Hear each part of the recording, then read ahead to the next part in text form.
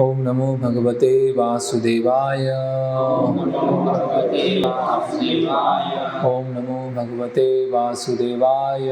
ओम नमो भगवते वासुदेवाय। ओम नमो भगवते वासुदेवाय। ओम नमो भगवते वासुदेवाय। श्रीमद् भागवतम स्कंद 4 अध्याय 4 सती द्वारा शरीर त्याग श्लोक क्रमांक 18। अतस्तवोत्पन्नमिदं कलेवरम् न धारयिष्ये शितिकण्ठगर्हिणा जगतस्य मोहाब्धिविशुद्धमन्धसो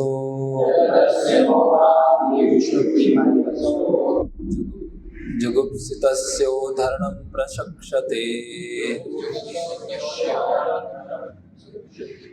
शब्दार्थ अतः इसलिए तब तुमसे उत्पन्नम प्राप्त इदम यह कलेवरम शरीर न धारयिष्ये धारण नहीं करूंगी शितिकंठ गर्हिणा शिव को अपमानित करने वाला जगधस्य खाया गया मोहात भूल से ही क्योंकि विशुद्धिम शुद्धि अंधसा भोजन का जुगुप्सितस्य विषला उद्धरणम वमन प्रचक्षते घोषित किया जाता है।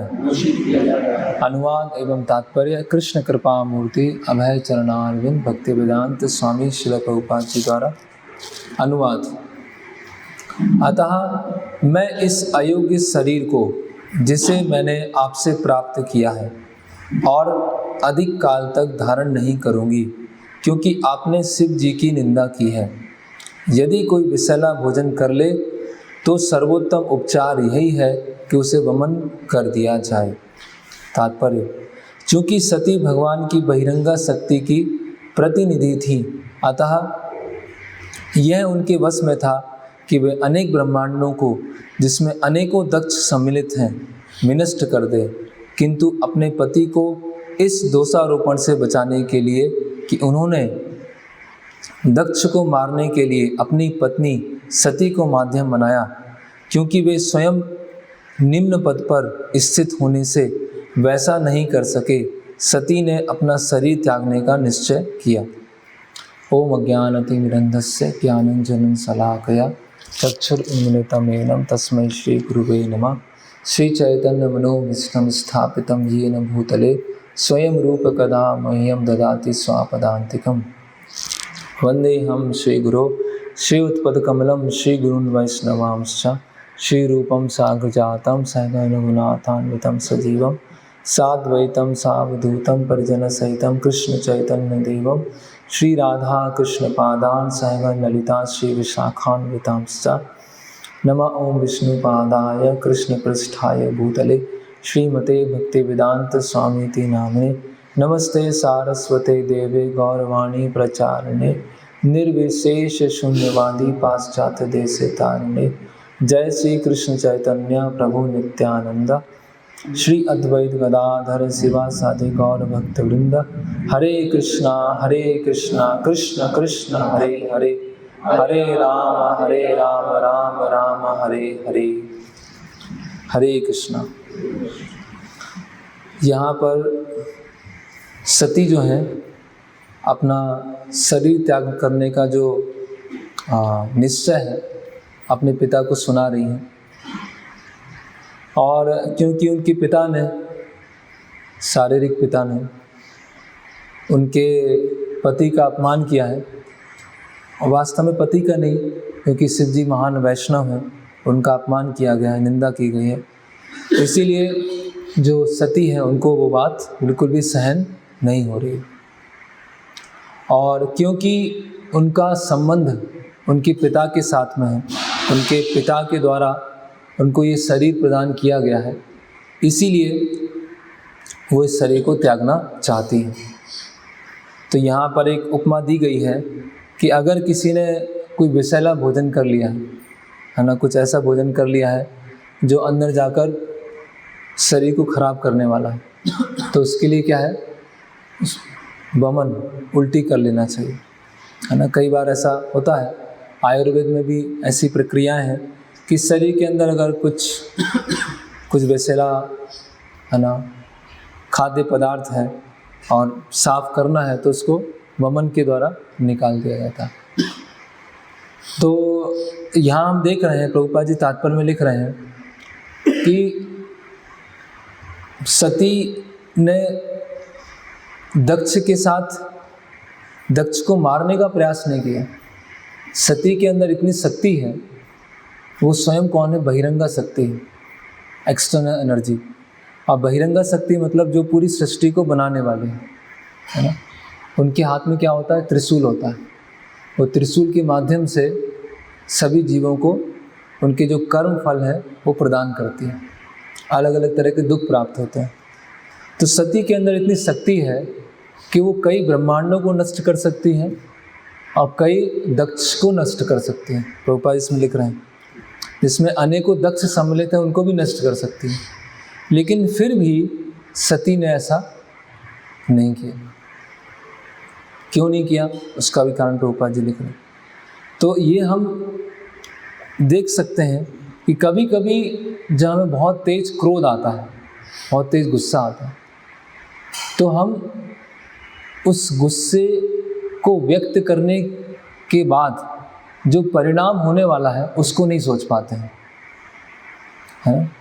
यहाँ सती चाहती तो इतना तेज क्रोध में आ जाती और दक्ष को, सबको मार ही देती, लेकिन उन्होंने कोई भी कार्य कर रहे हैं उसके बाद उसका परिणाम क्या होगा उस पर विचार किया, है ना।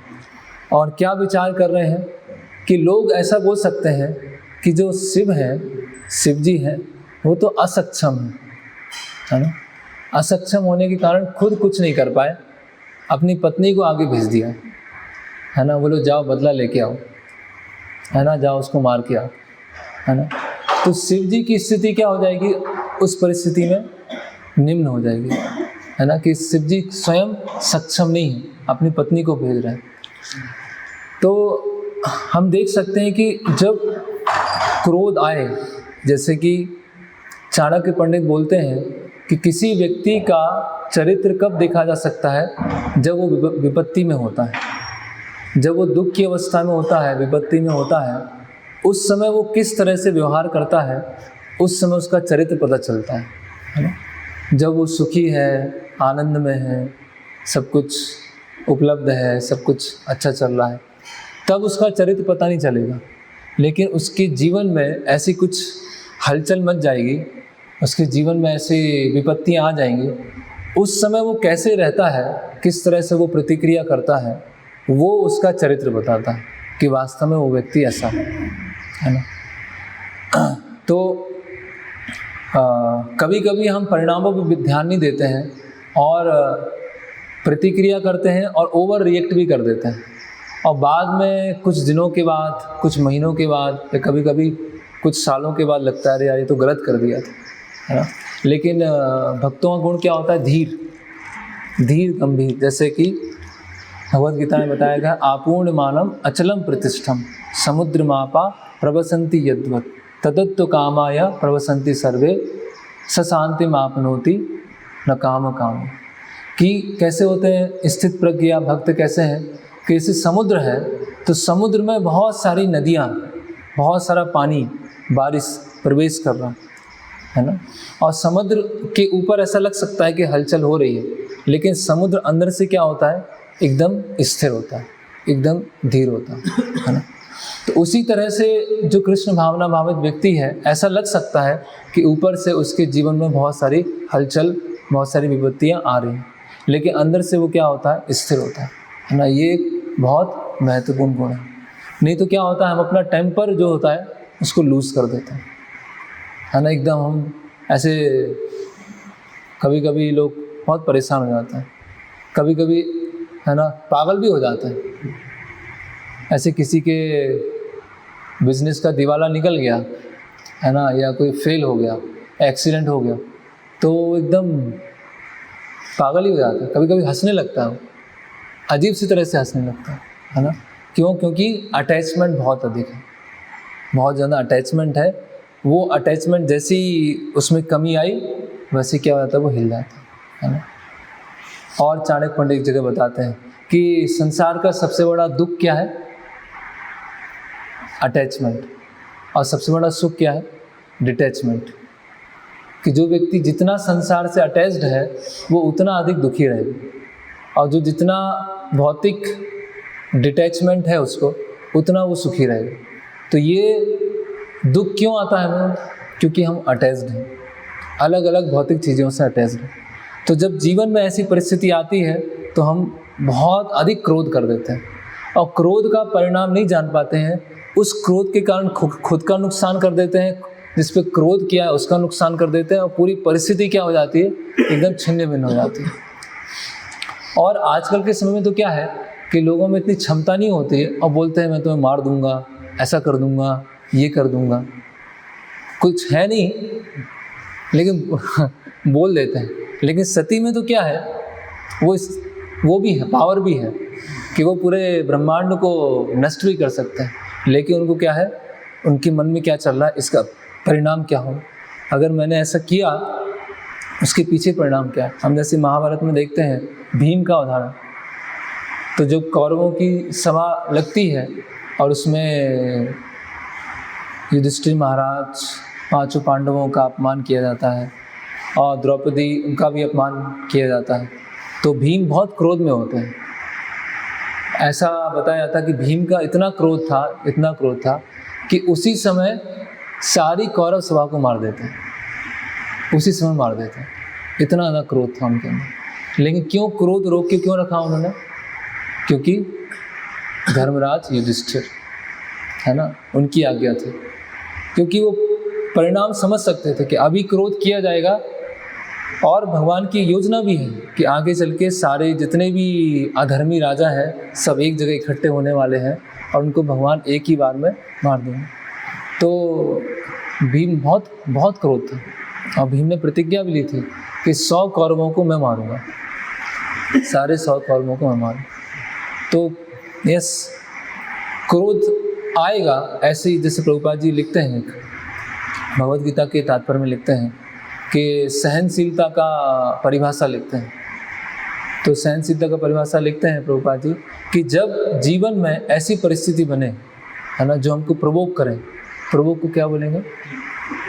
भड़काएं, भड़काएं या उत्तेजित करें। उस समय व्यक्ति कैसे धीर रहता है, उस समय व्यक्ति कैसे शांत रहता है, उसको बोलते हैं सहनशीलता, है ना। तो ऐसे हम देखते हैं महाभारत में कई बार ऐसा आता है कि जब पांडव अज्ञातवास में होते हैं तो उस समय भी एक असुर होता है जिसका नाम होता है कीचक। वो भी, उसका भी द्रौपदी के ऊपर गलत दृष्टि थी, है ना। तो उस समय भी किसी तरह पांडव ये प्रयास कर रहे थे कि अज्ञातवास का समय पूरा हो जाए और फिर इसको मारा जाए। लेकिन कुछ ऐसी परिस्थिति बनती है कि छुप के भीम के कीचक को मारते हैं।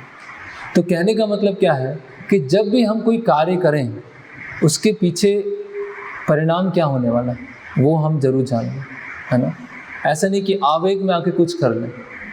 एक नेचर होता है इम्पल्सिव नेचर, आवेग में आके कि तुरंत कुछ हुआ और तुरंत कर दिया, है ना। तो वो जो आवेग में आके जो किया जाता है उससे व्यक्ति की क्या हो जाती है, दृष्टि क्या होती है, बहुत छोटी दृष्टि होती है। वो बहुत दूर का नहीं देख पाता है ना। कि और जैसे हम देखते हैं कि आजकल लोग बहुत अधिक इम्पल्सिव होते हैं। आप यात्रा करने जाएंगे, ट्रेन में झगड़ा हो जाएगा, ये सीट मेरी है, वो सीट उसकी है। अब ट्रेन में यात्रा करना है, 8-10 घंटे बैठना है, उसी में सीट पे झगड़ा चलना है। मतलब कोई भी झुकने को तैयार नहीं है, नहीं मैं सही हूँ, ये सही है, और आपस में झगड़ा चलना। हर जगह आप देखिए, बस में, ऑफिस में, स्कूल में, हर जगह व्यक्ति क्या है, इम्पल्सिव नेचर है। तुरंत प्रतिक्रिया आती है, तुरंत क्रिया की प्रतिक्रिया होती है ना। लेकिन सती क्या है, इतना तेज क्रोध होते हुए भी, कितना तेज क्रोध है कि शरीर त्यागने वाली, उस समय भी विचार कर रहे हैं, है ना, कि इसका परिणाम क्या हुआ, है ना। तो उसी तरह से हम सब जो श्रील प्रभुपाद जी के आंदोलन में हैं, तो जो भी हम कार्य कर रहे हैं वो कहाँ पे रिफ्लेक्ट हो रहा है, और श्रील प्रभुपाद जी के ऊपर रिफ्लेक्ट हो रहा है। वो सब चीज़ें कहाँ पे आ रही हैं, इस्कॉन पे आ रही है ना। अगर हम कोई गलत व्यवहार करते हैं, गलत तरह से आचरण करते हैं, गलत तरह से प्रचार करते हैं, तो वो दोष आरोपण किस पे होगा, और दोष आरोपण किस पे होगा, वो श्रील प्रभुपाद या इस्कॉन पे होगा।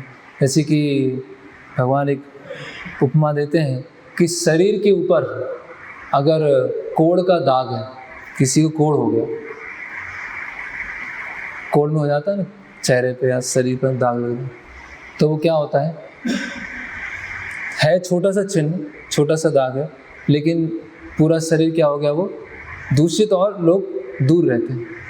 तो उसी तरह से हमारी जो श्रील प्रभुपाद जी को फॉलो करने का प्रयास कर रहे हैं, हमारी कुछ एक्टिविटी से ऐसा ना हो, हमारे कुछ प्रचार से ऐसा ना हो कि आक्षेप उसके ऊपर आए, श्रील प्रभुपाद या इस्कॉन के ऊपर है। इसीलिए जो श्री संप्रदाय है, वहाँ पर ऐसा, जो श्री संप्रदाय को जो प्रारंभ मतलब प्रमुख आचार्य है रामानुजाचार्य, वहाँ पर जो रामानुजाचार्य के फॉलोअर्स हैं, अनुयायी हैं, वो बोलते हैं कि हम जैसे रामानुजाचार्य हमको सिखा के गए हैं, जो आचरण है, जो प्रचार है, जो सेवा है, वो हम पूरा निष्ठापूर्वक करेंगे। क्योंकि अगर अंतिम में, जीवन के अंत में या मृत्यु की बात, हम अगर हमने सही तरह से पालन नहीं किया, तो क्या हम अपना चेहरा दिखाएंगे आचार्यों के सामने, हम क्या चेहरा दिखाएंगे कि हमने इस तरह से कार्य किया। तो जिस तरह से अगर कोई पुत्र है, कोई संतान है, गलत व्यवहार करती है, तो उसको क्या बोला जाता है, अरे देखो माता पिता ने कुछ सिखाया है।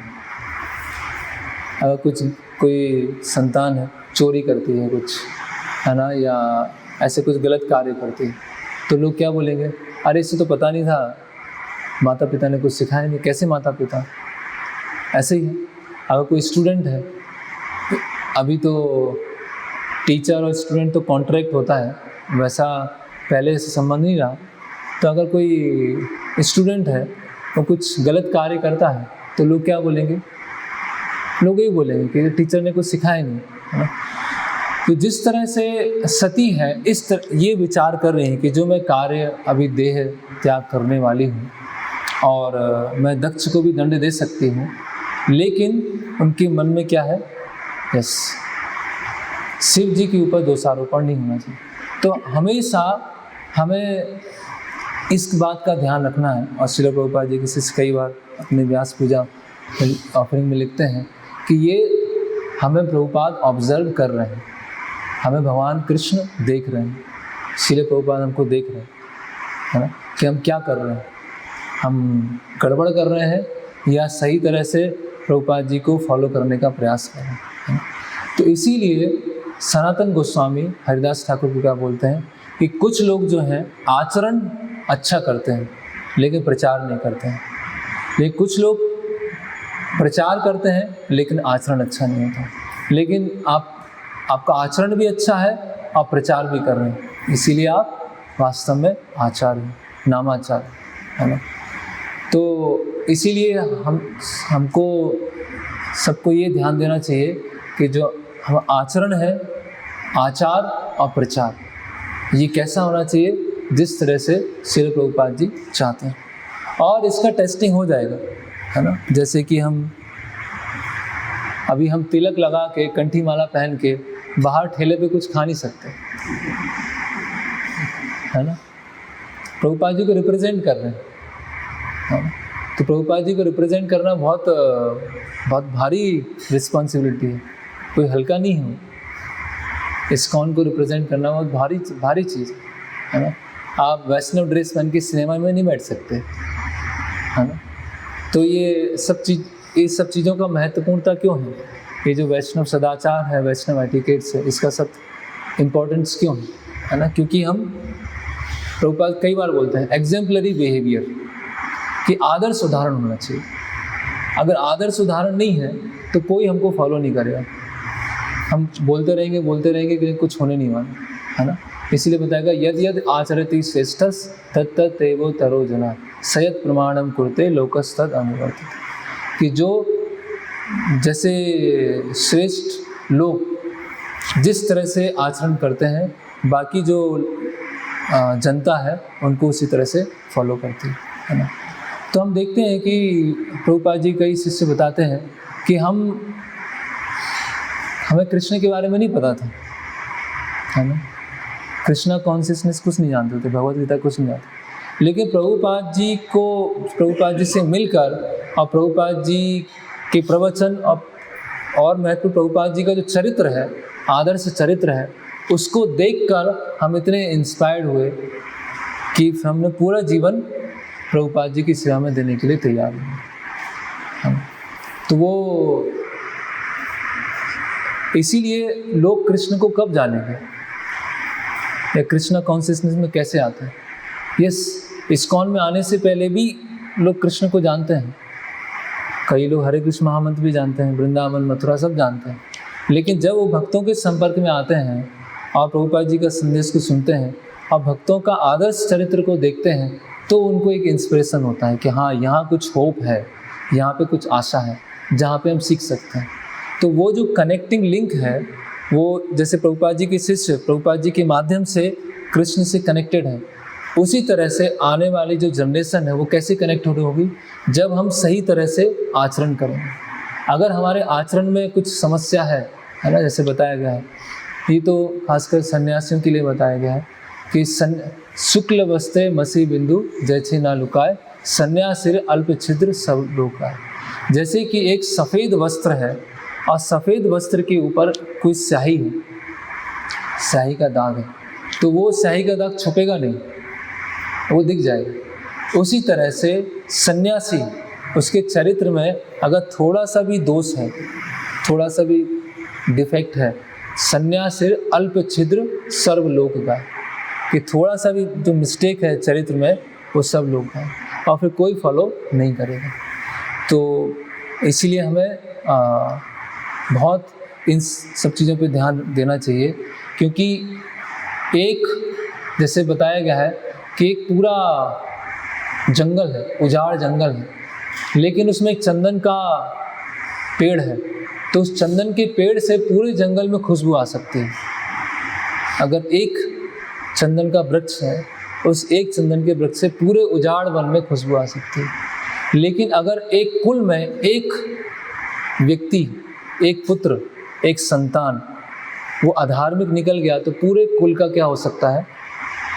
पूरे कुल की बदनामी हो सकती है। तो एक व्यक्ति कितना अधिक योगदान दे सकता है और एक व्यक्ति कितना अधिक नुकसान कर सकता है। कितना, ऐसा नहीं है कि हम कुछ भी करेंगे, कुछ भी बोलेंगे, कैसा भी आचरण होगा, उससे क्या फ़र्क पड़ता है ना? ऐसा नहीं है। एक जो भक्त है वो बहुत महत्वपूर्ण है, बहुत इम्पोर्टेंट है, क्योंकि उनको ही देखकर लोग समझेंगे कि प्रभुपाद कौन है, उनको देख के लोग समझेंगे कि इस्कॉन क्या है ना? तो जैसे कि चैतन्य चरितामृत में बताया गया है, धर्म संस्थापन हेतु साधु व्यवहार, है ना, कि जो साधु हैं उनका व्यवहार कैसा होना चाहिए। साधु मतलब ऐसा नहीं कि जो मंदिर में रहने वाले ब्रह्मचारी या सन्यासी हैं वो साधु। साधु मतलब सत्य के रास्ते पर है। सत्य मतलब नित्य, जो नित्यता के रास्ते पर है, जो नित्य जीवन प्राप्त करने के रास्ते पर है, वो साधु है। वो साधु एक ड्रेस बोल देते कि हाँ, है ना, सफ़ेद है या सैफरॉन है, वो साधु है, साधु महात्मा है। लेकिन जो भी नित्य जीवन के रास्ते में आगे बढ़ना चाहता है, उसकी तरफ प्रयास कर रहा है, वो साधु है। तो धर्म संस्थापन हेतु साधु व्यवहार, तो धर्म की स्थापना करने के लिए ही साधु का व्यवहार होना चाहिए। और इसीलिए ऐसा बताया गया है कि जो भक्त है वो बहुत बड़ा मतलब भक्ति का प्रचार कर सकते हैं, बहुत सारे लोगों को जोड़ सकते हैं और मूवमेंट को बहुत आगे बढ़ा सकते हैं और बहुत बड़ा नुकसान भी कर सकते हैं, है ना। पूरी जो भगवान की कृपा है उसको पूरा ब्लॉक कर सकते हैं, ऐसा भी एक भक्त के माध्यम से, है ना। और ऐसा इतिहास में कई बार हुआ है, ऐसा हिस्ट्री में कई बार हुआ है, ऐसा ये कोई इमेजिनरी नहीं है, काल्पनिक नहीं है ना। तो यस, तो क्या क्या हमें ध्यान रखना है आचरण में, प्रचार में और सेवा में। ये 3 चीज़ें हैं जिसमें हमें एग्जेम्पलरी होना है ना। और प्रभुपाद जी कई कोट हैं, प्रभुपाद जी उसमें बता रहे हैं, हम कुछ इसमें देखेंगे। प्रभुपाद जी इस चीज़ पे बहुत, और प्रभुपाद जी बोलते हैं भक्त मतलब परफेक्ट जेंटलमैन, है ना, एक सभ्य व्यक्ति, है ना। तो यहाँ प्रभुपाद जी लिख रहे हैं, प्रभुपाद जी का एक लेटर है, प्रभुपाद जी वहाँ लिख रहे हैं कि our aim is to create man of ideal character, कि हमारा लक्ष्य क्या है, आदर्श चरित्र वाले लोगों को बनाना, है ना। और अगर आदर्श चरित्र है और वो पुस्तकों का वितरण कर रहे हैं तो वो बहुत समाज के लिए सबसे श्रेष्ठतम सेवा है।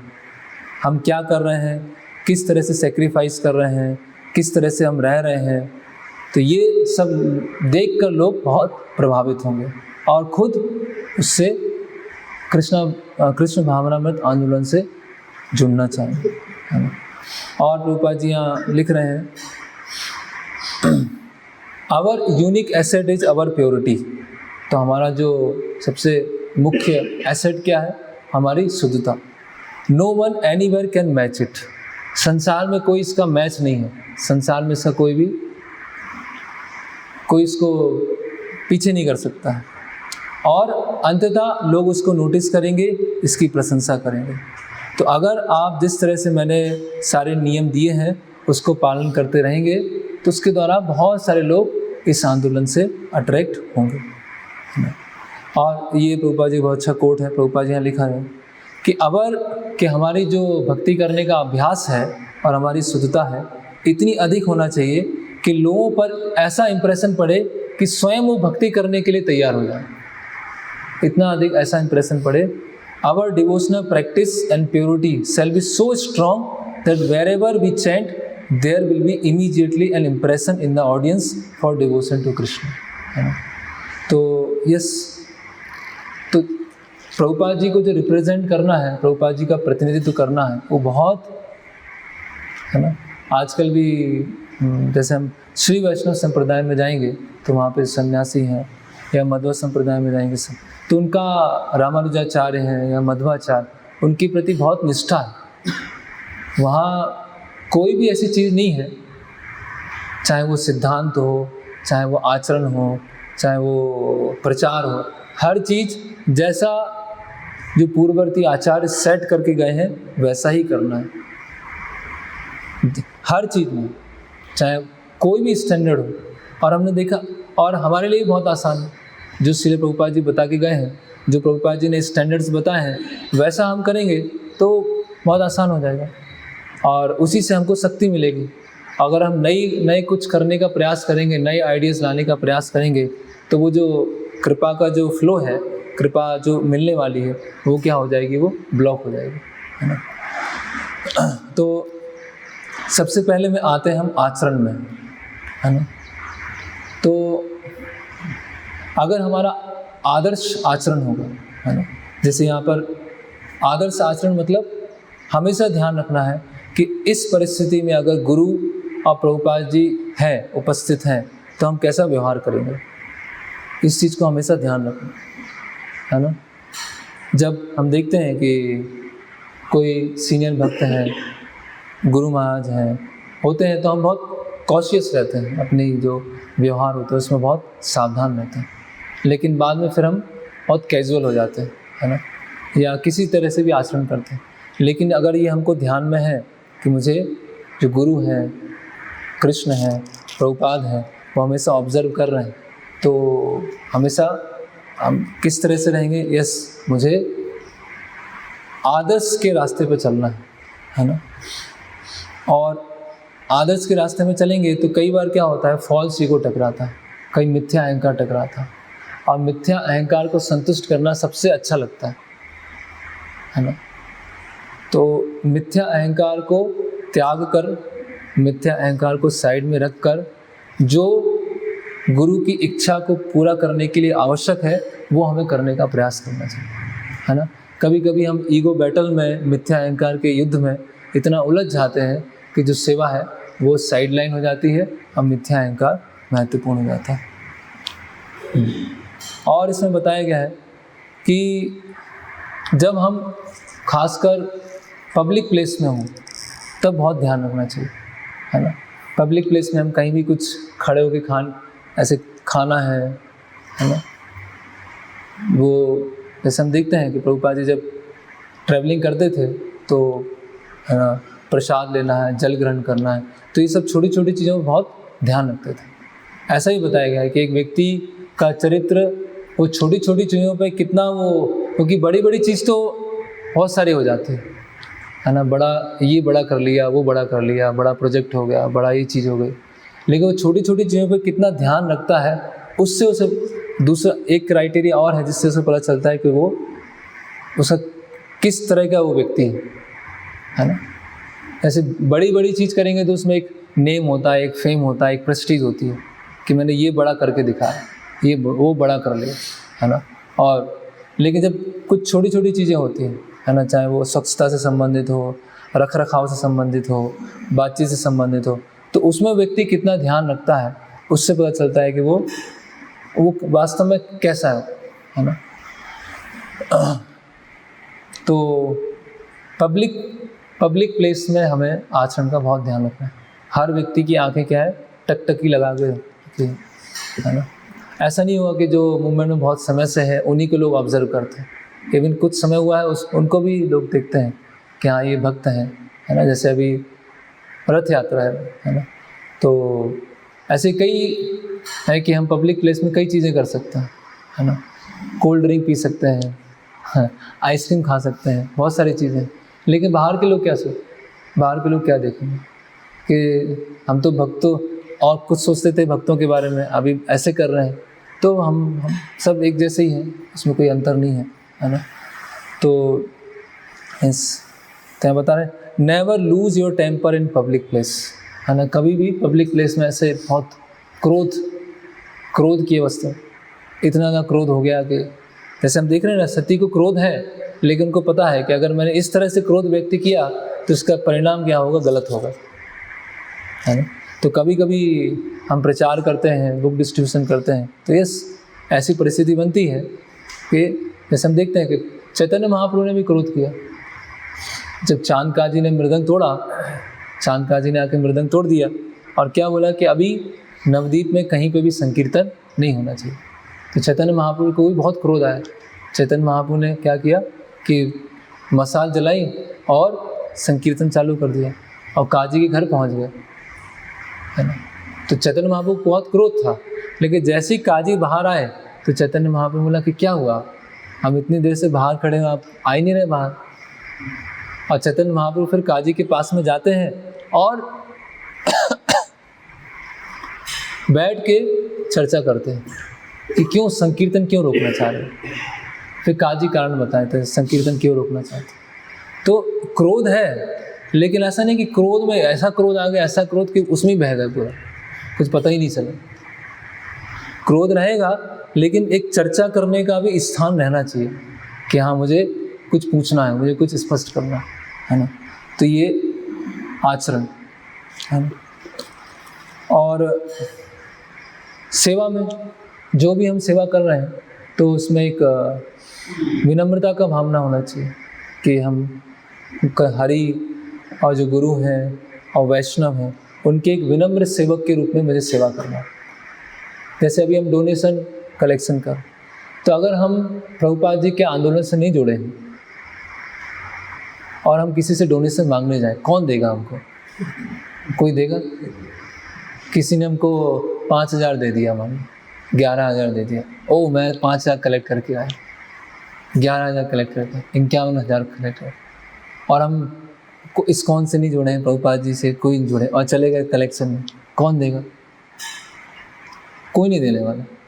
तो वो जो हमको कोई दान में दे रहा है, वो किन को दे रहा है? वो प्रभुपाद जी को दे रहा है, क्योंकि हम प्रभुपाद जी से कनेक्टेड है, इसीलिए कोई हमको दे रहा है। हमारी अपनी कोई व्यक्तिगत योग्यता नहीं है, हम वो कुछ कर नहीं पाएंगे, है ना। इस तरह से प्रचार करना, है ना। तो ना तो हमने भगवत गीता लिखी है, ना तो हमारी खुद की भगवत गीता है। जो हम बोल रहे हैं वो भी प्रभुपाद जी की बुक से या अन्य भक्तों के प्रवचन से उससे बता रहे हैं। जो भी नियम है वो भी प्रभुपाद जी ने दिए। और फिर भक्त बन रहे हैं, भक्त नए आ रहे हैं, तो हम कैसे सोच सकते हैं कि ये भक्त को मैंने बनाया, उस भक्त को मैं लेके आया, ये तो जीवन भर के लिए मेरी प्रॉपर्टी हो गया, अभी जो मैं बोलूँगा उसको वही करना पड़ेगा। ऐसे कैसे? हमने कौन सा भक्त? हम खुद ही भक्त बन जाए, दूसरों को क्या बनाएंगे? खुद नहीं बन पा रहे, दूसरों को बना।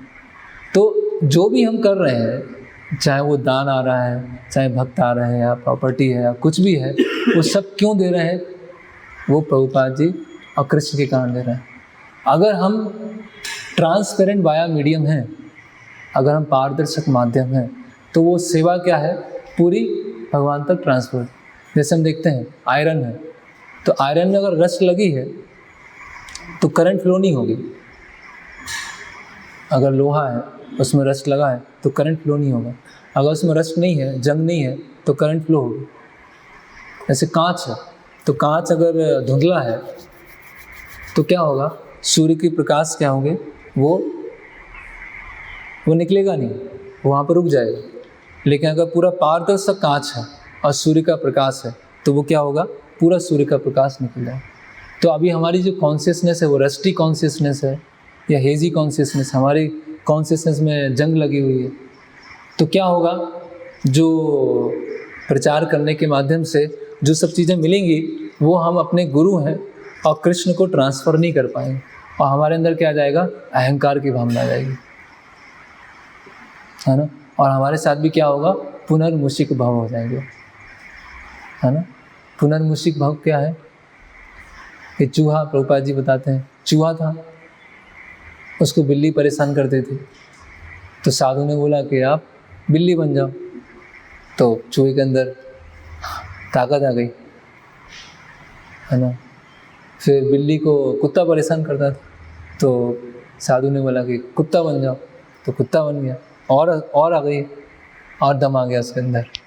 फिर शेर परेशान करता था, तो शेर बन जाओ, तो शेर बन के तो और दम आ गया उसके अंदर। अभी शेर जब बन गया तो जो साधु था उन्हीं को खाने चला गया,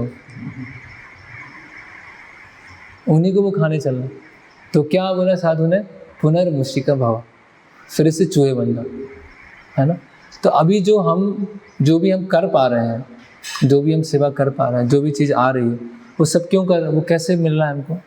भगवान के नाम से, प्रभुपाद जी से, इस्कॉन से, उससे हमें मिल रहा है। और वो सब लेने के बाद हम ऐसी स्थिति में आ गए, पपडप, ऐसी पपडप स्थिति में आ गए, और फिर हमको इतना अहंकार आ गया। अब तो अपने आप सीख गया था, मुझे किसने प्रचार किया? मैं बुक पढ़ा, लेक्चर सुना और अपने आप ज्वाइन कर लिया मैंने, अपने आप मेरी प्रगति हो रही है। और फिर क्या होगा? एक दिन क्या होगा? पुनर्मुषिका भाव। ऐसे गुब्बारा फूलता है और कोई पिन लगा दिया तो एकदम से वो ऐसी स्थिति हो जाएगी, है ना। तो इसीलिए वास्तव में हृदय से विनम्र रहें। आर्टिफिशियल हम्बल रहने की जरूरत नहीं है। हृदय से हम्बल रहेंगे कि जो भी मैं कर पा रहा हूँ, जो भी मुझे मिला है, मेरा खुद का नहीं है ना। तो इस तरह से अगर हम रहेंगे तो फिर हम गुड कंडक्टर, है ना। एक बैड कंडक्टर होते हैं, गुड कंडक्टर। गुड कंडक्टर क्या होता है? द इलेक्ट्रिसिटी, कि इलेक्ट्रिसिटी को अच्छी तरह से फ्लो करते हैं। और बैड कंडक्टर क्या होता है? इलेक्ट्रिसिटी आती है उसको रोक देते हैं, है ना। तो गुड कंडक्टर बनना है कि जो हमें प्राप्त हुआ है उसको सही से हम ट्रांसफ़र कर पाएँ। और जो कोई प्रेस्टीज, सम्मान, ये सब चीज़ें दे रहे हैं वो हमारे लिए नहीं है, वो क्या है? गुरुजनों के लिए, वो प्रभुपाद जी के लिए। तो तो आचरण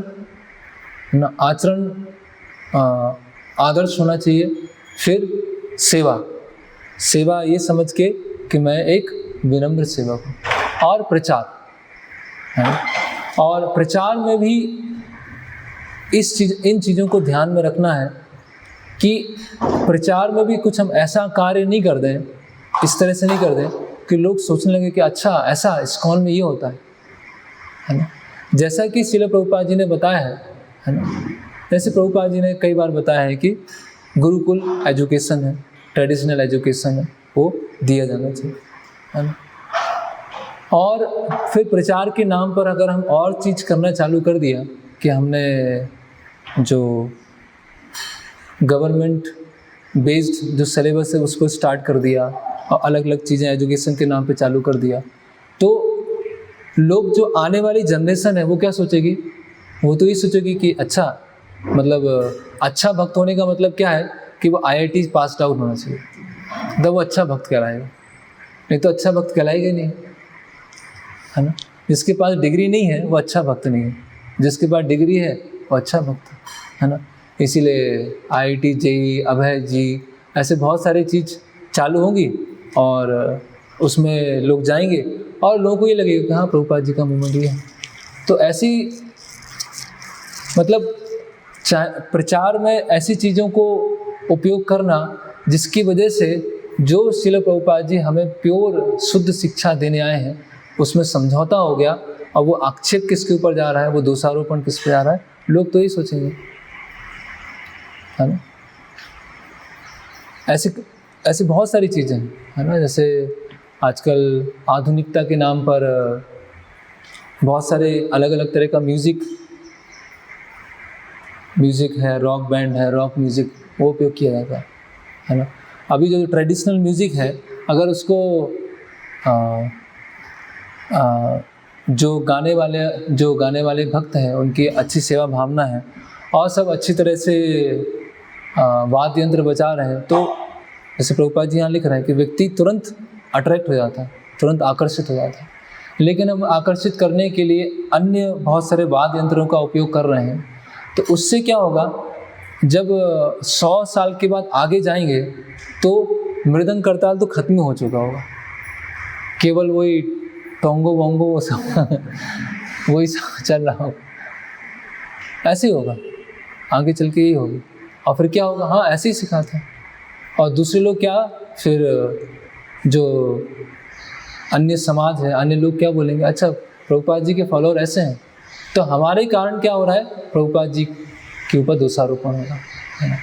तो हमें इस बात का बहुत ध्यान रखना चाहिए कि हमारा आचरण, हमारा प्रचार और सेवा, इसमें हम आदर्श, आचरण ऐसा नहीं होना चाहिए। और जैसे कि कई जगह ऐसा बताया गया है कि व्यक्ति आदर्शता की बात तो कर सकते हैं, लेकिन आदर्श के स्तर पर रहना वो बहुत मुश्किल होता है ना। बता सकते हैं कि ऐसे होना चाहिए, ये होना चाहिए, लेकिन खुद जब अप्लाई करने का समय आता है तब वो बहुत मुश्किल हो जाता है ना। और जब हम आदर्श रास्ते पे चलते हैं तो बहुत सारा अपोजिशन भी होता है, बहुत सारी परीक्षाएं भी होती हैं, है ना। और हम भी कभी कभी डाउट में आते हैं कि क्या ये जो हम रास्ता चल रहे हैं वो सही है कि नहीं है, है ना। बहुत सारे लोग तो इस तरह से कर रहे हैं, अगर हम ये रास्ते पे जाएंगे तो ये सही कहलाएगा कि नहीं कहलाएगा। लेकिन हमारी अगर श्रील प्रभुपाद जी की पुस्तकें, प्रभुपाद जी की वाणी, उसमें निष्ठा है तो कैसी भी परिस्थिति होगी, यस, है ना, वो प्रभुपाद जी की कृपा से हम अच्छे से सेवा कर पाएंगे, प्रचार कर पाएंगे। तो ये बहुत आज के श्लोक से हम बहुत महत्वपूर्ण एक शिक्षा लेते हैं कि कोई भी हम कार्य कर रहे हैं उसका परिणाम क्या होने वाला है, उसको भी हमें सोचना चाहिए। कभी भी आवेग में आके, कभी भी क्रोध में आके कुछ ऐसा निर्णय नहीं ले लेना चाहिए, ऐसा कार्य नहीं कर लेना चाहिए जिससे हमें आके पछताना पड़े और हमारे कार्य की वजह से हमारे जो सुपीरियर हैं उनका जो नाम है वो खराब, है ना। हरे कृष्ण। किसी का कोई प्रश्न है तो पूछ सकते हैं।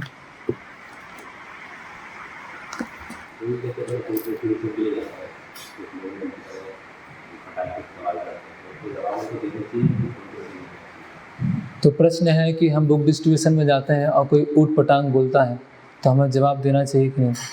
अभी ऊट पटांग में कई चीज़ें हो सकती हैं।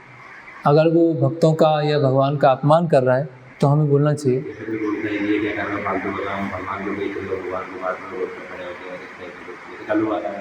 हाँ, नहीं, निर्भर करता है वो क्या बोल रहे हैं।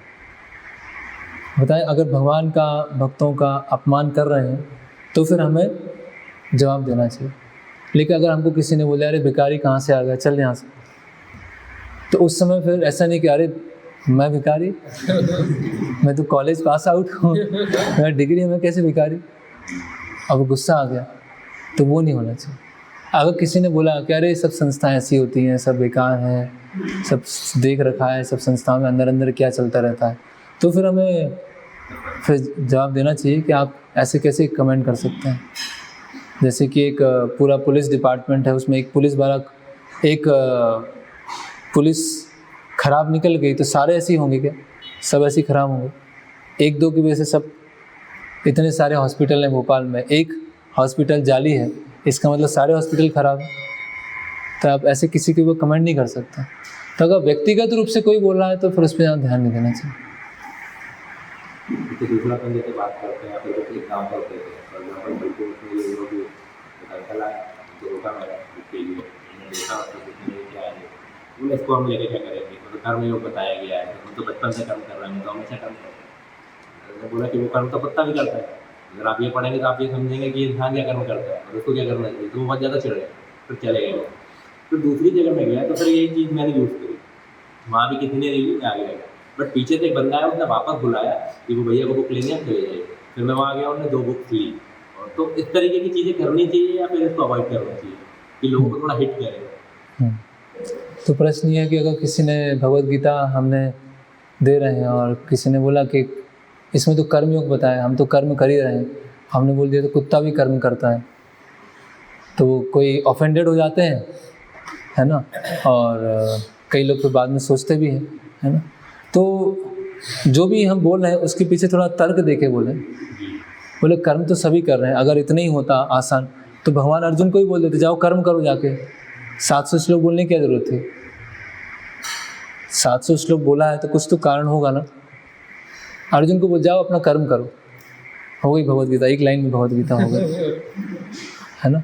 और कर्म तो फिर आतंकवादी भी कर रहे हैं अपना कर्म, तालिबान भी कर रहा है अपना कर्म, पॉलिटिशियन भी अपना कर्म कर रहे हैं, तो इसका मतलब सब सही कर रहे हैं, फिर तो कोई कंप्लेन नहीं होना चाहिए। और फिर अंतिम में आना चाहिए कि पशु भी कर्म कर रहा है, फिर तो इस तरह से मतलब ज़बरदस्ती हमको किसी को प्रोवोक नहीं करना है, ज़बरदस्ती नहीं भड़काना है। लेकिन जैसे प्रभुपाद जी बताते हैं कि हमारा मैसेज ऐसा है कि लोग भड़क जाएंगे, वो सब कुछ कर नहीं सकते। लेकिन ऐसा नहीं कि हम पूरा गोल लेके गए उसको भड़का के आएंगे, वो भड़क जाएगा, क्या करें, उसके लिए कुछ नहीं कर सकते। ऐसा ही किया है तो बाद में उस पर विचार करें, तो ऐसे तो बोल रहा है, कुत्ता बोल रहा था, इस पर बात हो सकता है विचार करें। सबने उनसे बहुत अच्छी डील किया है, ठीक है। पर मैं थोड़ा बताया तो डायरेक्टली 2 मिनट में बोल रहा है, 2 मिनट में अगर ठीक है नहीं सुन रहा, 2 मिनट में डायरेक्ट बोल रहा है कुत्ता भी कर रहा है, तो विचार करें तो ऐसा क्यों बोल रहा है। हाँ, कुत्ता भी करता है, उससे पहले और भी थोड़ा सा बता सकते हैं। ऐसे पूरा कुत्ता भी कर रहा है मतलब बराबर है। हिट करने के लिए कई बार ऐसा रहता है कम समय और हमें किसी को सुलझाना है, तो कुछ ऐसे पॉइंट्स होने पड़ते हैं जिससे उनको जल्दी स्ट्राइक करें। हाँ, मतलब इसमें कोई एक लाइन वाला फॉर्मूला नहीं है कैसे बोलना है, लेकिन ज़बरदस्ती किसी को भड़काने का प्रयास नहीं करना चाहिए। कभी कभी बोलते हैं कि देखो वो तो गधा भी कर रहा है, कुत्ता भी कर रहा है, सब कर रहे हैं कर्म, तो फिर तो भगवद गीता तो किसी की ज़रूरत ही नहीं होती, फिर तो भगवान बोलते ही नहीं।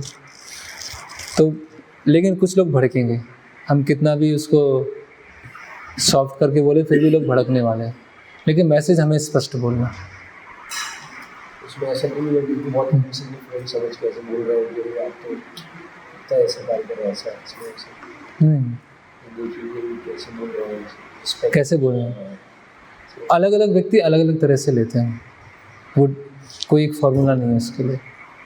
बस कहीं भी आदमी कई लोग बोलते हैं कि ये काल्पनिक है मेरा महाभारत, और अगर महापुरुष में युद्ध भी हुआ है तो वहाँ पर अफसोस वगैरह कुछ होगा उनको ऐसा प्रश्न है कि कुछ लोग पूछते हैं कि महाभारत काल्पनिक है। बोलते हैं ऐसा। हाँ, बोलते हैं कि अभी कुरुक्षेत्र में अगर युद्ध हुआ हुआ है तो उसके अवशेष मिलना चाहिए। हाँ तो आप गए ढूंढने वहाँ पर, उनसे बोलिए आप अवशेष ढूंढने गए वहाँ पर?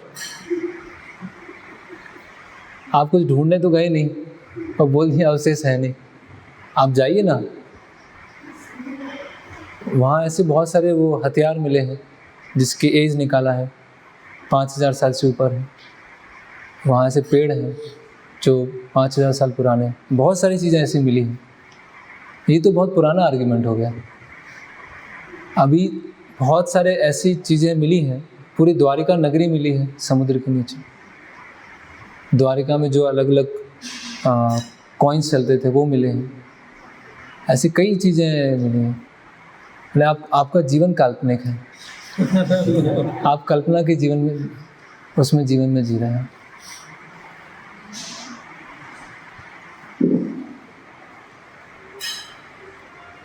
ओके, हरे कृष्णा। श्रील प्रभुपाद की जय। श्रीमद् भागवतम की जय।